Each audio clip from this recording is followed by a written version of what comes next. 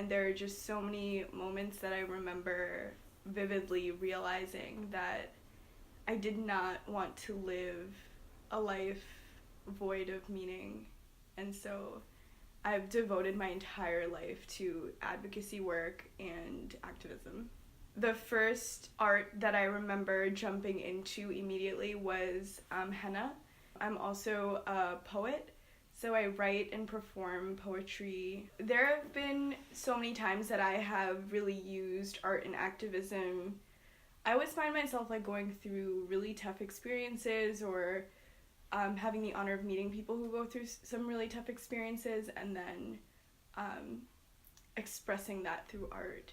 When I returned from the US-Mexico border, I was interested in learning about border policies and the impact that borders have on people.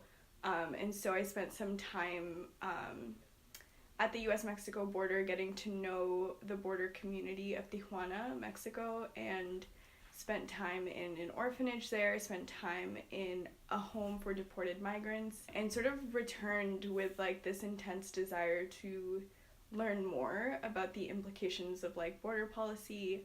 And I ended up writing a poem about it that I performed like several times around Boston.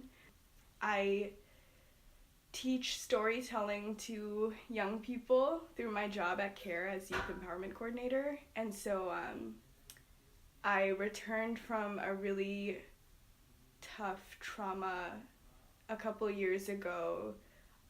It was a trauma that occurred at an airport where I was discriminated against very intensely. And so I returned and was just carrying this trauma in my heart and was able to overcome it through storytelling. And now I teach storytelling workshops to young people and the importance of that. It's just so important to understand that art has been suppressed by people in power many times. And there's a reason for that, and to remember that it is so important to invest in the arts, and it's so important to uplift people who make art. Because without art, we do not have accurate documentation of what's happening in history and how people are really feeling in a given moment. One thing that I've seen a lot of is we have a lot of activists in the world, but we don't have a lot of organizers. All you need in order to be an activist is to have a voice and to speak up about things. Organizing is actually reorienting power and wielding power in order to serve people without power. Right now, I'm in the process of learning that as a craft, trying to master organizing, trying to master this other way of change making that has a higher chance of like creating a difference. It can be challenging, if you're from an identity that is a marginalized identity, to be active all the time because you're being attacked all the time. And so sometimes my simple advice to communities of color and to young Muslims and to LGBTQ folk, like a lot of times it is this advice of like, do your best to be happy. Like, that's literally a form of activism. Folks who do come from privilege, like myself, whether that's economic privilege or racial privilege or whatever it is, if you are not involved in activism at all, the first step is literally naming your privilege. It's literally saying, like, I have these things in my life, and I didn't really do anything to have these things. When hashtags go viral, when people's tweets go viral, it is a form of activism. Recently, actually, I was featured in a BuzzFeed article for hashtag Find People of India. Yeah, that's what it was. And like a bunch of people were doing that from like their respective countries.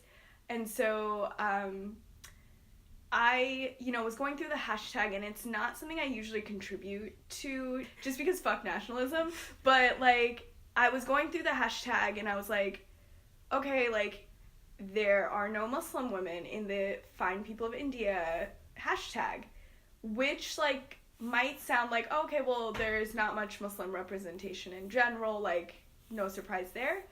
But in India in particular, there is, a dialogue happening around religion and around caste, and a lot of Muslim communities are marginalized and oppressed in India, and so that plays out in social media as well, in like the type of women, Indian women, that are considered beautiful or that are considered worthy of like exposure. And I am obviously sensitive to that as an Indian Muslim woman. And so simply out of pettiness, I tweeted 4 pictures of myself. I wrote in the tweet, "Hijab wearing Muslim women matter," and then joined the hashtag. And I didn't think it would take off, but the tweet really took off. And even though it's like a silly hashtag and like people are just doing it to like maybe like be vain or maybe like share pictures of themselves, like it was almost like not silly to me, because I was like, there's no exposure to hijab wearing Indian women, like very intentionally. And so BuzzFeed picked up the tweet and like incorporated it in their article. And so very subtly I was able to like bring attention to this thing that many people pay attention to. I think that real change that is sustainable can only really happen in person. Of course, like you can make change and influence people through social media, but in order to make institutional change and sustainable change and meaningful change, like you have to meet with people in person. Art activism matters to me because it is a tangible way of affecting people and changing people's lives while uplifting marginalized voices. I plan on being in this work for the rest of my life.